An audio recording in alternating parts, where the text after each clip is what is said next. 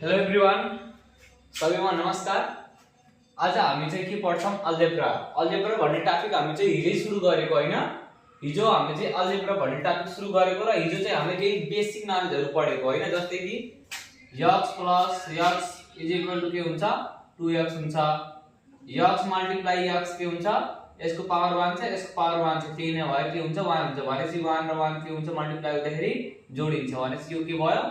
x² यस्तो पढेको। अनि त्यसपछि अर्को हामीले x / x पढेको। यस्तो डिवाइड गर्दाखेरि के हुन्छ? डिवाइड भएपछि हामीले यसलाई यस्तो पनि त लेख्न सकिन्छ हैन? यो हेर्दा जस्तै 2 / 2 कति हुन्छ? यहाँ हेर्दाखेरि 2 / 2 2 हुन्छ 2 हुन्छ। त्यही भएर चाहिँ यो के भएको? हामीले चाहिँ यहाँ के हुन्छ? मैले फेरि पनि भनिदिन्छु एकचोटी। यहाँ x / x जस्तै हामीसँग 2 / 2 छ भनेपछि 2 1 जा 2 के हुन्छ? 1 हुन्छ नि। त्यसरी चाहिँ यो के हुन्छ?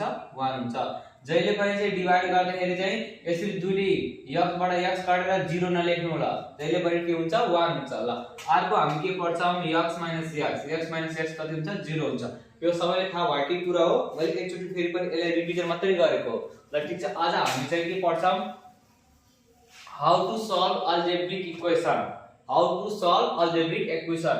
आजको हाम्रो यो भिडियो एकदमै इम्पोर्टेन्ट, 2 मार्क्स फिक्स र एकदमै इम्पोर्टेन्ट भिडियो। त्यही भएर यसलाई एकदमै ध्यान दिएर हेर्नु होला। जस्तै यहाँ हामीसँग क्वेशन के छ? Find the value of y। यो एउटा अल्जेब्रिक इक्वेसन, सबै यहाँ दिएको सबै अल्जेब्राको इक्वेसन हो। अनि त्यसपछि हामीले यसलाई सल्भ गर्नु छ। सल्भ गर्नु भनेको के हो? त्यहाँ दिएको चाहिँ भ्यालु निकाल्न। जस्तै कि यहाँ के भन्छ? y को भ्यालु निकाल्ने हो नि त। त्यही भएर यहाँ यसबाट के निकाल्ने? y को भ्यालु निकाल्ने हो हामीले। ल यहाँ हेर्नु त, यो इक्वेसन मैले यहाँ लेखेको छु। अब यहाँ सबैले थाहा छ, के थाहा छ भन्दाखेरि यो प्लसमा छ, उता गएर के हुन्छ? माइनसमा हुन्छ। अनि इक्वल टु जब बीचमा हुन्छ नि त्यतिखेर चाहिँ हामीले के राख्छौं? r राख्छौं। किनभने चाहिँ यो r मा हुँदै सल्भ हुन्छ नै भने चाहिँ हामीले चाहिँ यदि जस्तै कि 5 * 2 + 5 गर्यो भने चाहिँ अब बीचमा इक्वल टु छैन, हामी इक्वल टु यहाँ राखिन्छ। तर एकैचोटी दुईवटा इक्वल टु हुन्न नि, त्यही भएर चाहिँ r राख्ने। र ठीक छ। यो 6y भयो। यो प्लसमा छ, उता गएर के हुन्छ? माइनस 45 माइनस कति हुन्छ? प्लस 15 उता गएर -15 हुन्छ। ल अब यो 6y भयो = 45 - 15 कति हुन्छ? 30 हुन्छ। अनि सबैले थाहा छ यो 6 र y को बीचमा के नै भयो? जहिले पनि के हुन्छ? मल्टिप्लाई हुन्छ। त्यही भएर चाहिँ यो 6 र y 6 मल्टिप्लाई y गर्दाखेरि 6y भएको। त्यही भएर यहाँ बीचमा जहिले पनि मल्टिप्लाई हुन्छ भनेर बुझ्ने। भनेपछि अब यो हामीले y को भ्यालु चाहियो। त्यही भएर y ले यतै छाड दिने। अनि त्यसपछि यो यता मल्टिप्लाइमा छ, उता गएर के हुन्छ? डिवाइड हुन्छ। ठीक छ। अनि त्यसपछि y = 6 * 6 6 5 30। जसले यस्तो काट्न आउन त्यसले के गर्ने? फेरि यस्तो गर्ने। यहाँ 30 छ यहाँ, अनि 6 5 30। अनि यो के हुन्छ? क्यान्सल हुन्छ। हाम्रो आन्सर कति आउँछ? 5 आउँछ। यो चाहिँ हामीसँग के को भ्यालु आयो?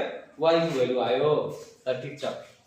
अब यो यसरी चाहिँ मैले यो 2 को पनि गरेर एउटा एक्जाम्पल भनिदिन्छु। अनि त्यसपछि तपाईहरु अरु गर्नु होला।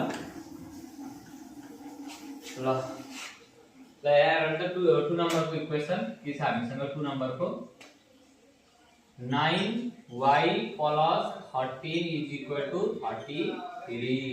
ल अब यहाँ हेर्नु, 9y ले यता छोड्दिन्छु। यो प्लसमा छ, उता गएर माइनस हुन्छ। 33 - 13 ओके। यता 9y भयो। त यहाँ घटाउने कति हुन्छ? यो 33 बाट 13 घटाउने हो। ल यहाँबाट चाहिँ 0 भयो। 3 - 1 कति भयो? 2 भयो। ल अब चाहिँ यहाँ हामीसँग कति रह्यो? 20 आयो। ल अब चाहिँ के गर्ने? यहाँ y = 20 / 9। यो 20 / 9 भनेको कति आउँछ? अब यो पोइन्टमा आउँछ। पोइन्टमा चाहिँ हामीले नगर्ने। पोइन्टमा आएपछि जस्तो छ त्यतिकै छोड्दिने। यही हामीसँग त्यो यसको आन्सर हुन्छ। अब यसलाई चाहिँ यसो डिवाइड गरेर पोइन्टमा निकालेर कामै भएन। त्यही भएर चाहिँ के गर्ने? जति छ त्यति नै छोड्दिने यसलाई। हुन्छ हैन?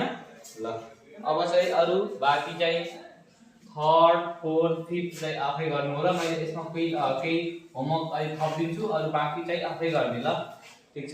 यहाँ मैले चाहिँ केही क्वेशनहरु थपिदिराछु गर्नलाई, त्यो चाहिँ गरेर आउनु ल। 6 नम्बरमा चाहिँ यहाँ थपिदिराछु मैले x + 6 = 12। 7 नम्बरमा -4x - 10 = -22। 8 नम्बरमा 6 - 7x = -3।